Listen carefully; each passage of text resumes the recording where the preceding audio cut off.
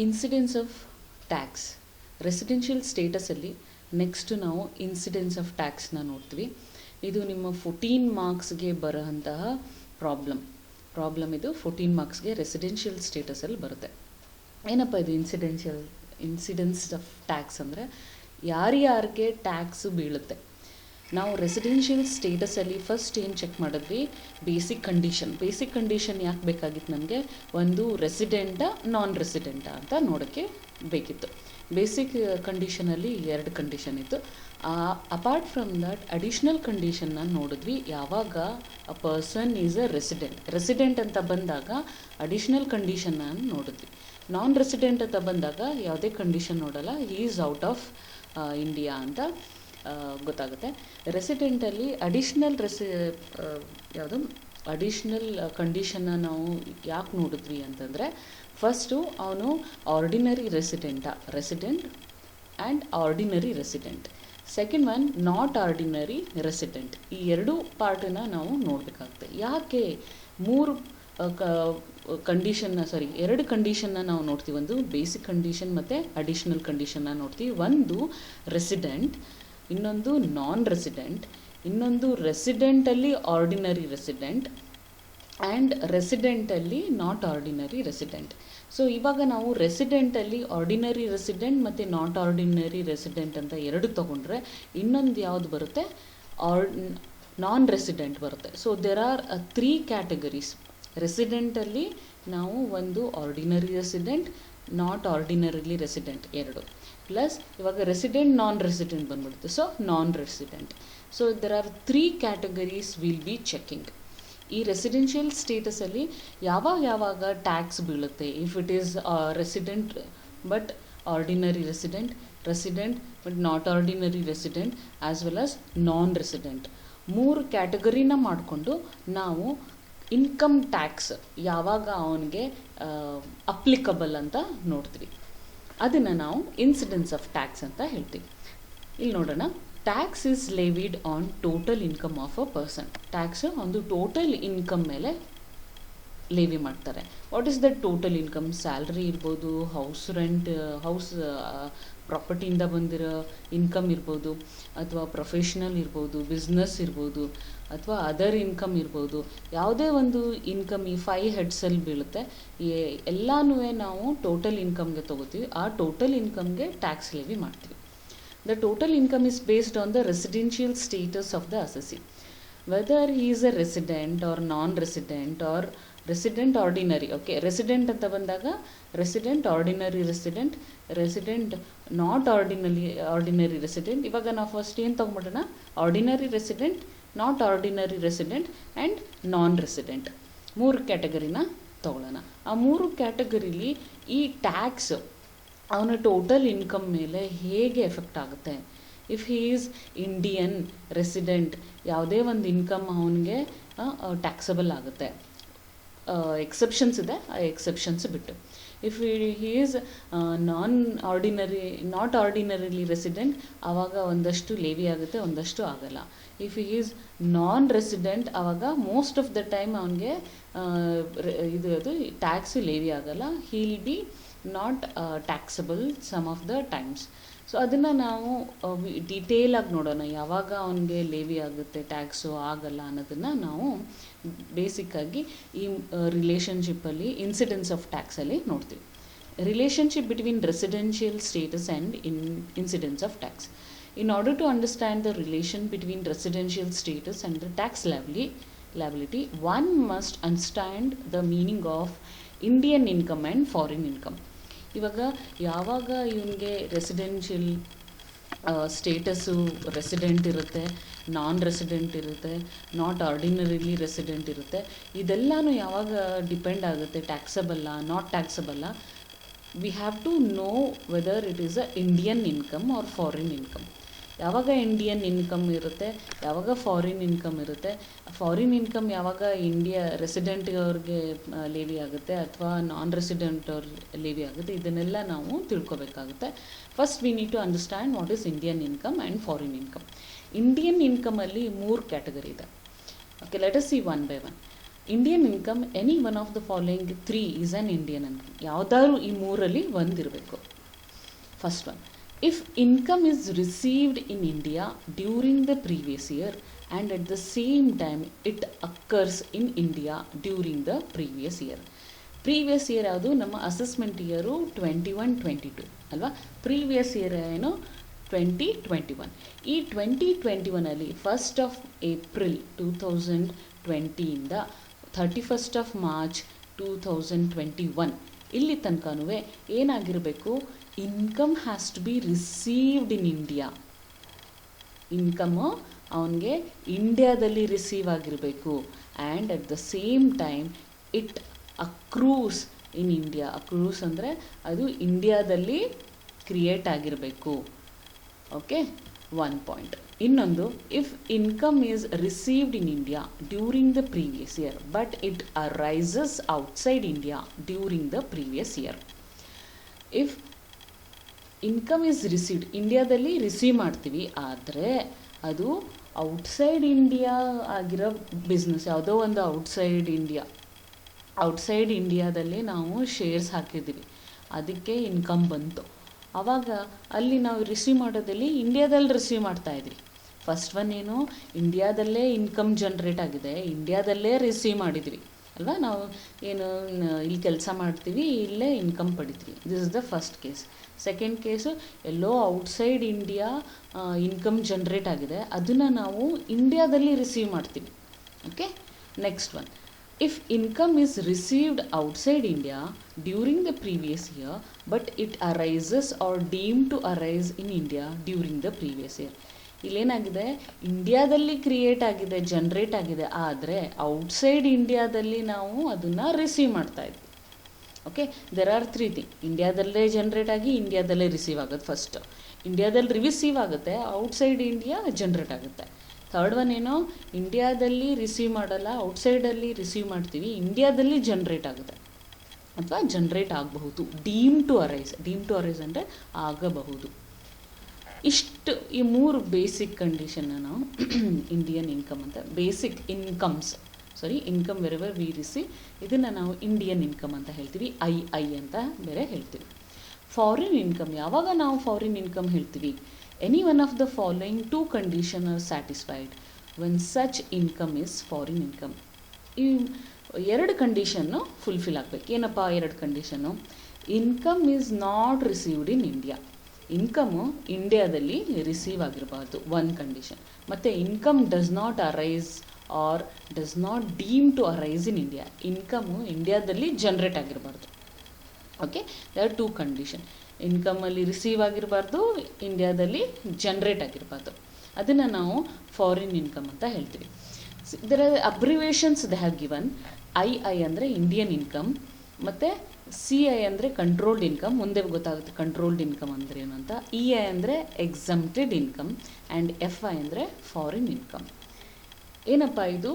Indian income we got to know, foreign income we got to know. Exempted income ನಾವು section 10 ನೋಡಿದ್ವಿ, ಒಂದಷ್ಟು exempted ಆಗಿದೆ, that is called exempted income. This is controlled income. Controlling ಅಂತಂದರೆ, for example, if a business is Infosys, ಆಯಿತಾ. Infosys ಏನು ಬೆಂಗಳೂರಲ್ಲಿದೆ, ಮೈಸೂರಲ್ಲಿದೆ, all over India ಇದೆ. It is controlled in India, ಆಯಿತಾ. ಆದರೆ ಆ ಇನ್ಫೋಸಿಸಲ್ಲಿ ಜನ್ರೇಟ್ ಆಗೋಂತಹ ಆ ಶೇರ್ಸ್ ಏನಾಗಿದೆ? We have received in foreign countries. ಯಾರೋ ಫಾರಿನ್ನವರು ಇದು ಮಾಡಿದ್ದಾರೆ, ಅಪ್ಲೈ ಮಾಡಿದ್ದಾರೆ, they have received outside India. Okay, then whatever the amount is through share, that business is controlled here and he has received that. In the same way, ಬೇರೆ ಯಾವುದೋ company controlled by foreign companies, foreign yellow company control ಅಲ್ಲಿ ಮಾಡ್ತಾ ಇದೆ, ಅದ್ರದ್ದು income ನಾವೇನು generate ಮಾಡ್ತಾ ಇದ್ದೀವಿ, we are receiving in India. So wherever the business is controlled in the geographical area, ಆಯಿತಾ, ಆ ಕಂಟ್ರೋಲ್ಡ್ ಇನ್ಕಮ್ ಅಂತ ಹೇಳ್ತೀವಿ. ಮುಂದೆ ಅದನ್ನು ನೋಡ್ಕೊಂಡು ಹೋಗೋಣ. ನೆಕ್ಸ್ಟ್ ನೋಡೋಣ, chart showing the incidence of tax for different types of status. ಯಾವುದ್ಯಾವುದು ಸ್ಟೇಟಸ್ ಇದೆ? As we know, we have a different type: ordinarily resident, not ordinarily resident ಮತ್ತು non resident. See here different types of ಸ್ಟೇಟಸಲ್ಲಿ ordinarily ರೆಸಿಡೆಂಟ್ನ ನಾವು resident and ordinary resident ಅಂತ ಹೇಳ್ತೀವಿ. Not ordinarily resident, resident but not ordinarily resident. Last one is non resident. ಅಬ್ರಿವೇಷನಲ್ಲಿ OR, NOR and NR ಅಂತ ಬರೆದಿದ್ವಿ. Let us see the left hand side here. Different kinds of income, ಯಾವ್ಯಾವ ಥರ income ಇದೆ. ಮತ್ತು right hand ಸೈಡಲ್ಲಿ different types of status ನೋಡಿದ್ವಿ. ಆ ಸ್ಟೇಟಸಲ್ಲಿ if he is a ordinary resident ಟ್ಯಾಕ್ಸಬಲ್ಲ, if he is a not ordinarily resident ಟ್ಯಾಕ್ಸಬಲ್ಲ, ನಾನ್ ರೆಸಿಡೆಂಟ್ ಇದ್ದಾಗ ಟ್ಯಾಕ್ಸಬಲ್ಲ ಅಥವಾ ನಾನ್ ಟ್ಯಾಕ್ಸಬಲ್ಲ ಅಥವಾ ಎಕ್ಸಮ್ಟೆಡ್ ಇನ್ಕಮ್ ಎಲ್ಲನೂ ನಾವು ಇಲ್ಲಿ ಚೆಕ್ ಮಾಡ್ತಾ ಹೋಗ್ತೀವಿ. This is a format which will be useful for determining R calculating the total income of a person. ಮುಂದೆ 14 ಮಾರ್ಕ್ಸ್ ಪ್ರಾಬ್ಲಮ್ ನಾವು ಮಾಡಬೇಕು ಅಂದರೆ ದಿಸ್ ವಿಲ್ ಬಿ ನಮಗೆ ಒಂದು ಸ್ಟ್ಯಾಂಡರ್ಡ್, ಒಂದು ನಾವೇನು ಹೇಳ್ತೀವಿ, ಒಂದು ಫಾರ್ಮ್ಯಾಟ್ ಥರ ಯೂಸ್ ಮಾಡ್ಕೋತೀವಿ. Okay, let us C first one here. Income earned or deemed to be earned in India but received outside India. C foreign income ಮತ್ತು ಇಂಡಿಯನ್ ಇನ್ಕಮ್ ಒಂದು ಡೆಫಿನೇಷನ್ಸ್ ಅಥವಾ ಮೀನಿಂಗ್ ನೋಡಬೇಕಾದ್ರೆ 3 ಕಂಡೀಷನ್ಸ್ ಬರುತ್ತೆ. Income earned in India, income received in India one condition, income earned in India received outside India and income earned outside India received in India. ಇದನ್ನೆಲ್ಲ ನಾವು Indian income ಅಂತ ಹೇಳ್ತೀವಿ. Indian income ಯಾವಾಗಲೂ ordinary resident ಯಾವಾಗಲೂ ಅದು taxable ಆಗಿರ್ತಾನೆ.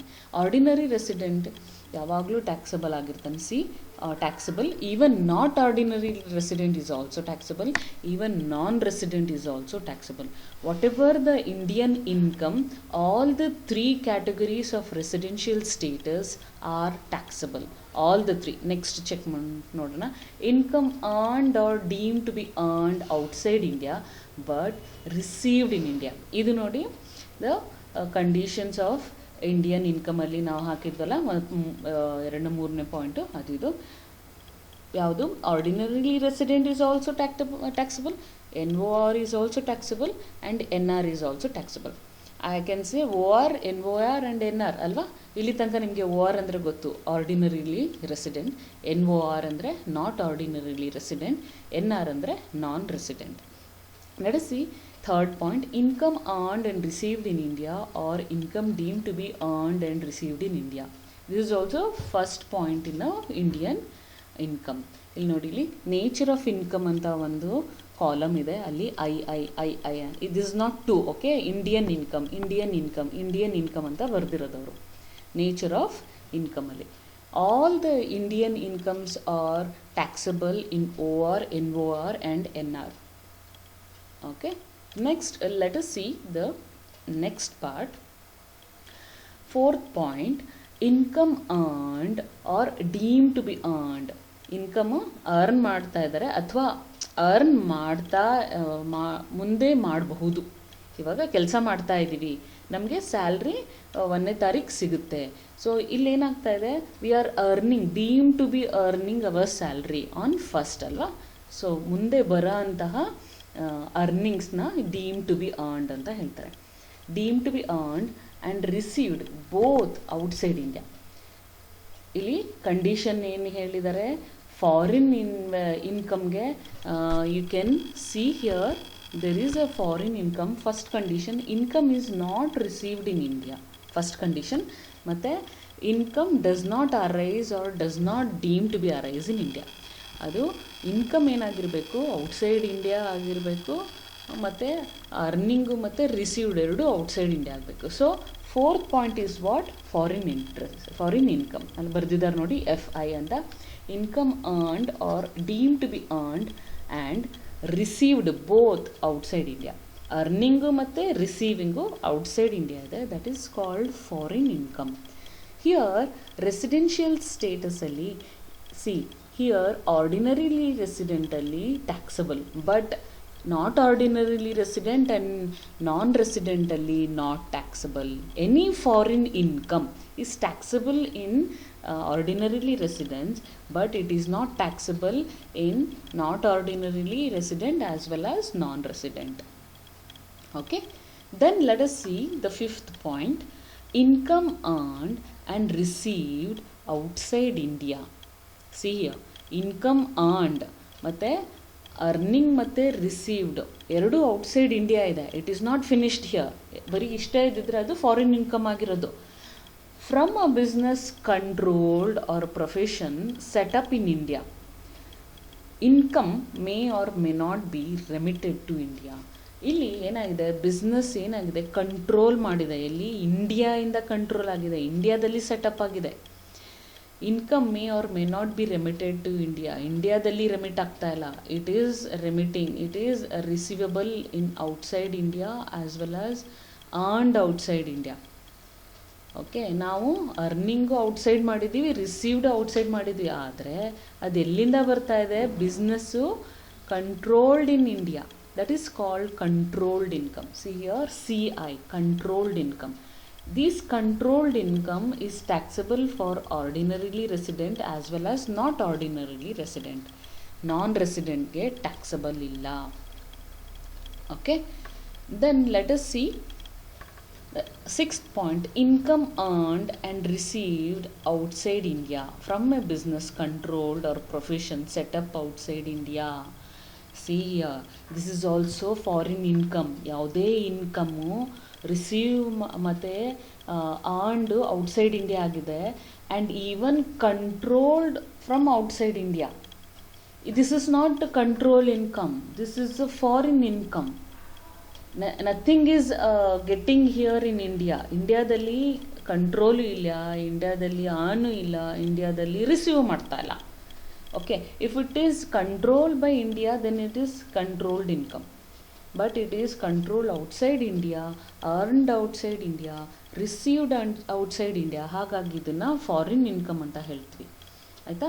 Foreign income ಯಾವಾಗಲೂ ordinary ರೆಸಿಡೆಂಟ್ಗೆ ಮಾತ್ರ ಟ್ಯಾಕ್ಸಬಲ್ ಆಗುತ್ತೆ, NORಗೆ ಮತ್ತು NRಗೆ ಟ್ಯಾಕ್ಸಬಲ್ ಆಗಲ್ಲ. That's why see here taxable in residential column, not ordinarily resident as well as non ರೆಸಿಡೆಂಟಲ್ಲಿ ನಾಟ್ ಟ್ಯಾಕ್ಸಬಲ್ ಅಂತ ಹಾಕಿದ್ದಾರೆ. Okay, then let us see the point 7, past untaxed income brought into India during the relevant previous year. ಯಾವುದೋ ವರ್ಷದ್ದು 2 ವರ್ಷದ್ದು tax ಆಗಿಲ್ದಿರೋ income ಏನಾಗಿದೆ, ಈ previous year ಅಂದರೆ 2020-21 ಇಂಡಿಯಾಗೆ ತೊಗೊಂಬಂತು, ಇಂಡಿಯಾದಲ್ಲಿ ರಿಸೀವ್ಡ್ ಮಾಡಿದ್ರು. Past untaxed income brought into India during the relevant previous year.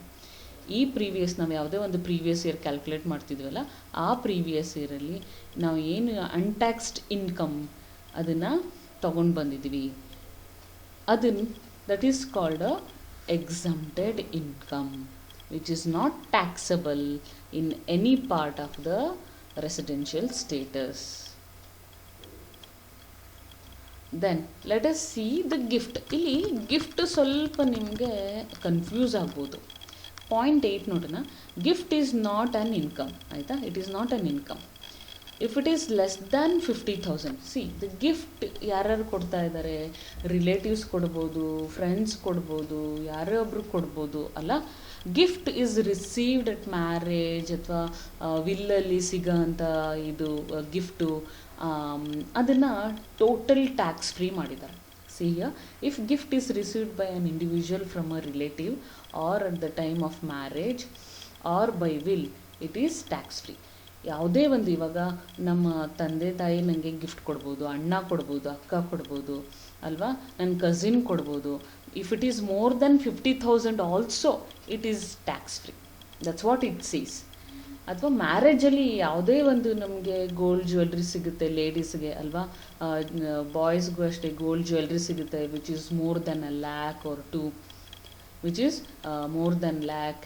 Car ಸಿಗ್ಬೋದು. ಆಲ್ ದಿಸ್ ಗಿಫ್ಟ್ ವಿಲ್ಲಲ್ಲಿ ಸಿಗ್ಬೋದು. ಯಾರೋ ಒಬ್ಬರು ವಿಲ್ ಮಾಡಿದ್ದಾರೆ, ಯಾರು ಅವ್ರದ್ದು ಡಿಸೆಡೆಂಟ್ ಇಲ್ಲ, ನಮಗೆ ವಿಲ್ಲಲ್ಲಿ cross together amount we have received which is not taxable.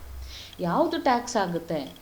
If some friend, random friend, he will be giving a gift ಯಾವುದಾದ್ರು ಒಂದು ಚಿಕ್ಕ ಪುಟ್ಟ ಫಂಕ್ಷನ್ಸ್ಗೆ ಗಿಫ್ಟ್ ಕೊಡ್ತಾರೆ. See here, gift is not an income if it is less than 50,000. Even friends ಕೊಟ್ಟಿರೋಂಥ ಒಂದು ಚಿಕ್ಕ ಪುಟ್ಟ ಗಿಫ್ಟ್ ಇರ್ಬೋದು, ಮತ್ತು ಚಿಕ್ಕ ಪುಟ್ಟ ಫಂಕ್ಷನಲ್ಲಿ ಗಿಫ್ಟ್ ಸಿಕ್ಕಿರ್ಬೋದು which is less than 50,000, that is called exempted income. ಯಾವುದಕ್ಕೂ ಟ್ಯಾಕ್ಸ್ ಆಗಲ್ಲ. ಓ ಆರ್ಗೂ ಟ್ಯಾಕ್ಸ್ ಆಗಲ್ಲ, ಎನ್ ಒ ಆರ್ಗೂ ಟ್ಯಾಕ್ಸ್ ಇಲ್ಲ, ಎನ್ ಆರ್ಗೂ ಟ್ಯಾಕ್ಸ್ ಇಲ್ಲ. ಆದರೆ gift from a friend exceeding 50,000, ಸುಮ್ಮನೆ ಏನೋ ಗಿಫ್ಟ್ ಕೊಡ್ತಾ ಇದ್ದಾನೆ, ಸುಮ್ಮನೆ ಫ್ರೆಂಡ್ ಮದುವೆ ಇಲ್ಲ, ಮುಂಜಿಲ್ಲ, ಏನೂ ಫಂಕ್ಷನ್ ಇಲ್ಲ, ತಗೋ ನಿನ್ನ ಕಾರು, ತಗೋ ಇದು ಅಂತಂದರೆ above 50,000 which is taxable. Okay, that is taxable because ಆ ಫ್ರೆಂಡಿಗೆ ಎಲ್ಲಿಂದ ಬಂದಿರುತ್ತೆ ಅದನ್ನೆಲ್ಲ ಚೆಕ್ ಮಾಡ್ತಾರೆ ಅವರು. That is the income what he has earned, ಅದನ್ನು ನಮಗೆ ಕೊಡ್ತಾನೆ, that will be taxable. That is called Indian income. C, gift from friend exceeding 50,000, ಅದೇ ನಮ್ಮ ರಿಲೇಟಿವಿಂದ 50,000 ಎಬೋವ್ ಗಿಫ್ಟ್ ಇದ್ದರೂ ಇಟ್ ಈಸ್ ನಾಟ್ ಟ್ಯಾಕ್ಸಬಲ್. ಮದುವೆಯಲ್ಲಿ ಸಿಕ್ಕಿದ್ರದ್ದು ನಾಟ್ ಟ್ಯಾಕ್ಸಬಲ್. ವಿಲ್ಲಲ್ಲಿ ಯಾರೋ ಒಬ್ಬರು ವಿಲ್ ಮಾಡಿ ನಮಗೆ ಒಂದಷ್ಟು ಆಸ್ತಿನ ಕೊಟ್ಟಿದ್ದಾರೆ ಅಂತಂದ್ರು ಅದು ಟ್ಯಾಕ್ಸಬಲ್ ಇಲ್ಲ, that is tax free. But ಸುಮ್ಮನೆ ಹೀಗೆ ಫ್ರೆಂಡ್ ಕೊಡ್ತಾರೆ 50,000 ಎಬೋವ್ ಇಟ್ಕೊಪ್ಪ ನೀನು ಅಂತ ಕೊಡೋದು always taxable. All the category, see all the category, O R, N R ಮತ್ತು ಎನ್ ಒ ಆರ್ ಎಲ್ಲನೂ ಟ್ಯಾಕ್ಸಬಲ್ ಆಗುತ್ತೆ. Let us see the other points. Okay, 10th point, dividend from an Indian company is exempted. Indian ಕಂಪನಿಯಿಂದ dividend ತೊಗೊಂಡಿರೋದು exempted. That is exempted income, tax free, tax free, tax free, all the 3 category tax free. Next, dividend from cooperative society. Cooperative ಸೊಸೈಟಿಯಿಂದ ಬಂದಿರೋ dividend Indian income ಅಂತ ಆಗ್ಬಿಡುತ್ತೆ. That is some company, from company it is generated in India and we have received in India. That is all the 3 categories are taxable. Dividend, 12th one, dividend from foreign company received in India. ಇದೇನೋ ಹೊರಗಡೆ ಇರೋದು earn ಆಗಿರೋದು, ರಿಸೀವಲ್ಲಿ India, ಇದು Indian income ಆಗಿಬಿಡುತ್ತಲ್ವ, Indian income, all the 3 category taxable. 13th one, share of profit from HUF. Hindu undivided ಫ್ಯಾಮಿಲೀಲಿ ಕರ್ತ ಏನು ಮಾಡ್ತಾನೆ, ಒಂದು ಎಲ್ಲರೂ ಕೆಲಸ ಮಾಡ್ತಿರ್ತಾರೆ, ಕರ್ತ will be the head of the family. ಅವ್ರ ಅಂಡರು ಒಂದಷ್ಟು ಮೆಂಬರ್ಸ್ ಇರ್ತಾರೆ, ಅವರೆಲ್ಲರೂ ಸೇರಿ ಒಂದು ಫ್ಯಾಮಿಲಿ ಬಿಸ್ನೆಸ್ ರನ್ ಮಾಡ್ತಿರ್ತಾರೆ. ಈ ಫ್ಯಾಮಿಲಿ ಬಿಸ್ನೆಸ್ಸಿಂದ ಬಂದಿರೋ profit which is exempted income which is not taxable in any of the category. Okay, let us see the note. Income once taxed in the previous year, ಒಂದ್ಸರಿ tax ಮಾಡಿದ್ರೆ on accrual basis shall not be again taxable on receipt basis. ಈ ವರ್ಷ ನಾವು ಅಕ್ರೂ ಆಗ್ಬೋದು. Say for example, ನಾನು FD ಇಟ್ಟಿದ್ದೀನಿ, FDಲಿ ನನಗೆ ಈ ವರ್ಷ ಒಂದಷ್ಟು ಇಂಟ್ರೆಸ್ಟ್ ಅಕ್ರೂ ಆಗಿದೆ. ಅಕ್ರೂ ಅಂದರೆ ಜಮಾ ಆಗಿದೆ ನನ್ನ ಖಾತೆಗೆ. ಇನ್ನು 2 ವರ್ಷ ಆದಮೇಲೆ ಅದು ಮೆಚೂರ್ ಆಗುತ್ತೆ. ಓಕೆ, ಆದರೆ ಈ ವರ್ಷ ಒಂದಷ್ಟು ಜಮಾ ಆಗಿದೆ ಇಂಟ್ರೆಸ್ಟ್, ಅಕ್ರೂವಲ್. ಆ ಅಕ್ರೂವಲ್ ಬೇಸಿಸ್ ಮೇಲೆ ನಾನು ಏನಾದರೂ ಟ್ಯಾಕ್ಸ್ ಪೇ ಮಾಡಿದರೆ ಅದನ್ನು ನಾನು 2 ವರ್ಷ ಆದಮೇಲೆ ಏನು ರಿಸೀಟ್ ಮಾಡ್ತೀನಲ್ಲ ದಟ್ ಇಂಟ್ರೆಸ್ಟ್, ಅದಕ್ಕೆ ನಾನು ಫುಲ್ಲಾಗಿ ಟ್ಯಾಕ್ಸ್ ಪೇ ಮಾಡೋದು ಬೇಕಿಲ್ಲ. ಈ ವರ್ಷ ಏನು ಪೇ ಮಾಡಿದ್ದೀನಿ ಟ್ಯಾಕ್ಸು, ಮುಂದಿನ ವರ್ಷವೂ ಒಂದಷ್ಟು ಅಕ್ರೂ ಆಗಿರುತ್ತೆ, ಅದಕ್ಕೂ ಟ್ಯಾಕ್ಸ್ ಪೇ ಮಾಡಿರ್ತೀನಿ. 3rd ಇಯರ್ ಎಷ್ಟು ರಿಸೀವ್ ಆಗಿದೆ ಅಷ್ಟಕ್ಕೆ ಮಾತ್ರ ನಾನು ಟ್ಯಾಕ್ಸ್ ಪೇ ಮಾಡಬೇಕೆ ಹೊರತು ಮತ್ತೆ ಎಲ್ಲದಕ್ಕೂ again I should not be paying tax. ಇದು ಡಬಲ್ ಟ್ಯಾಕ್ಸ್ ಆಗಿಬಿಡುತ್ತೆ. Okay, double tax is not acceptable.